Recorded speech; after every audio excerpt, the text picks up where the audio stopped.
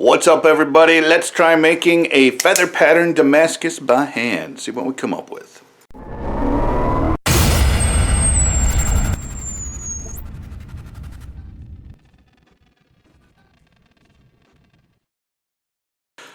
Alrighty, so before we get to that, I want to thank everybody that signed up for Patreon. I'm doing expanded videos. If you watch this video on YouTube and you like it and you want to see more of what's going through my head as I'm going through this whole process, go sign up with Patreon. It'll cost you at least $1 a month. That's what I ask. And you're more than welcome to give more, but I'll put up expanded videos talking a lot more, going more in depth about everything. So let's get to it and see what we got here, huh? So I'm going to go ahead and do a billet out of some 1080 and some 15N20, and I think I might do 3 or 4 billets. I don't know. I'm gonna start with one and see where it gets me on how I want to go with this steel. But that's what we're gonna do. Look, oh, there's how cheap I am. I use rebar for my handles because it's just, you know, cheap and easy and scrap, and I can go find it. But I'm too cheap to go buy another piece of rebar, so I had to weld these two together just to make a long enough handle to use. And yeah.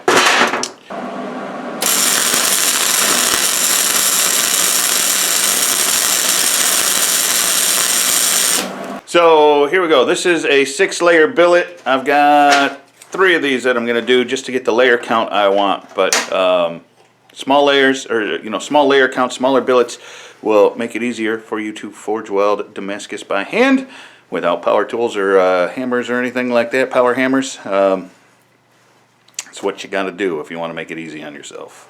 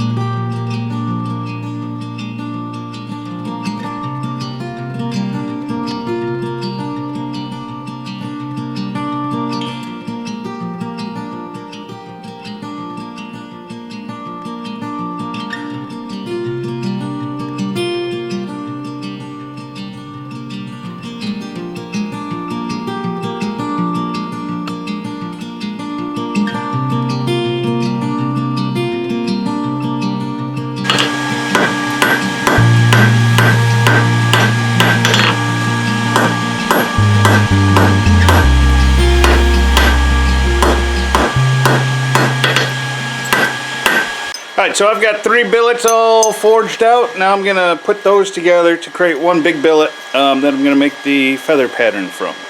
The other thing that I'm going to do, just to add a little more steel and break up the pattern just a hair, is add something in between each layer here.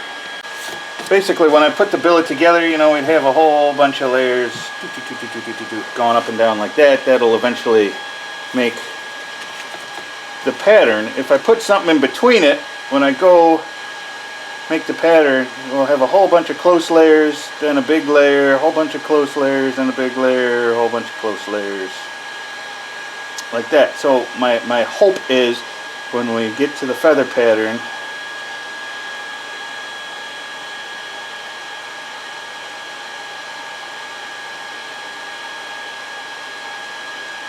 it'll be something like that.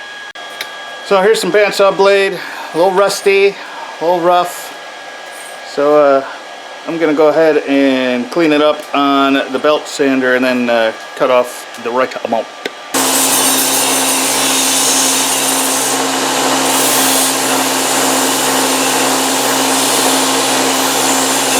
Alright, so here is the steel.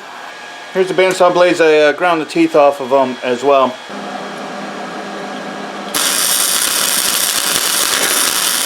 So here it is, all ready to go. I'm going to go throw it in the fire and heat it up just like starting over from scratch.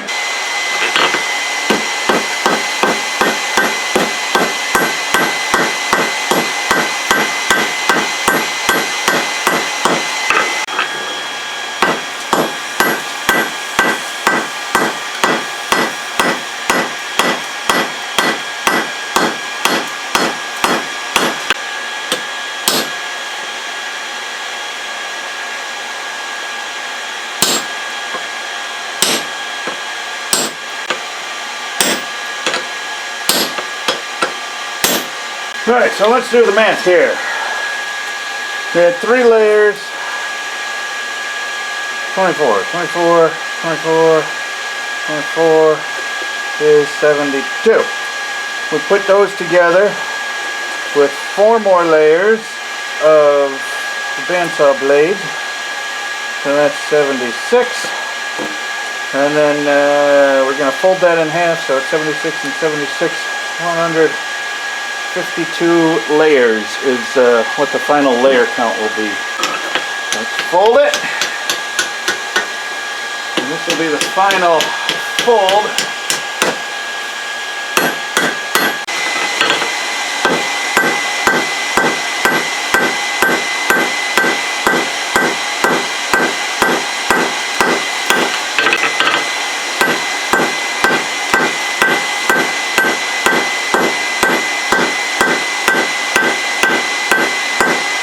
The reason I don't want to go too much thinner is because here we are, all the layers, blah, blah, blah, blah, blah, blah, blah, blah, blah. We're going to cut it down this way, not all the way, but then we've got to forge weld that back together. So it's going to open up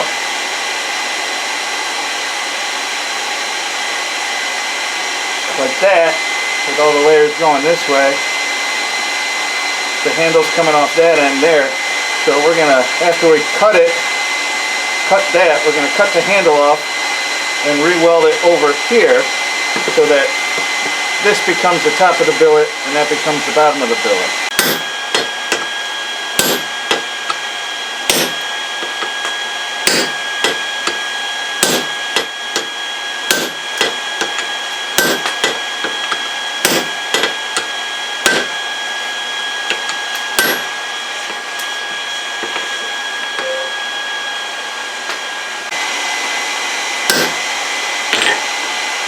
Well, handle's gone. I could have put another handle on, you know, re-welded it, but I figured, what the hell. Just to be cutting it off and moving it anyways. So now I need to go, where do I gotta put the handle? I'm gonna go weld the handle to right there. Yeah. Okay, so the handle was, where was it? It was right there, coming off that way. Fell off. We're going to have to cut it off anyways. And so I re-welded it onto that end.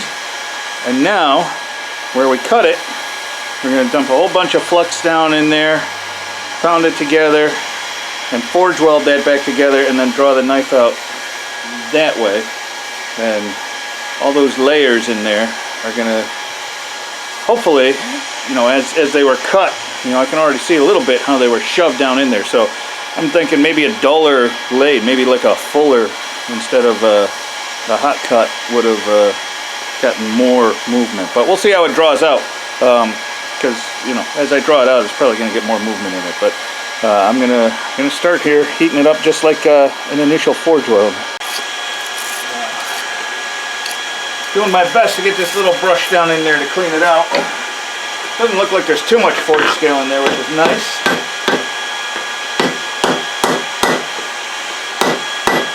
Load this up. More flux, more better.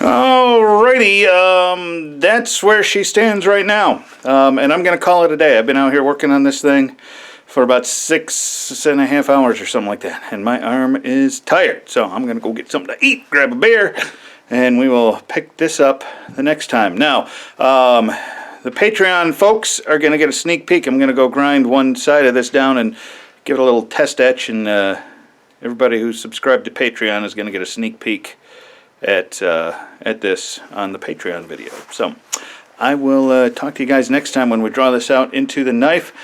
I can already tell you I'm not going to have as much steel as I wanted. I was going for a 9-inch chef's knife, and yeah, that's not going to happen. So it's probably going to wind up being a 6-inch. I'm just guessing here. Probably, yeah, somewhere around 6 inches, 7 inches, maybe if I'm lucky. But we still might be able to get a decent chef's knife out of it. We'll have to see. But yeah, check out the Patreon if you haven't yet. And you know, if you want to see more detailed videos and things like that, my whole thought process, all the mistakes I've made, because I didn't show them a lot in this video, but I made a few, and I'll show them on the Patreon videos. So I will talk to you guys later. Bye.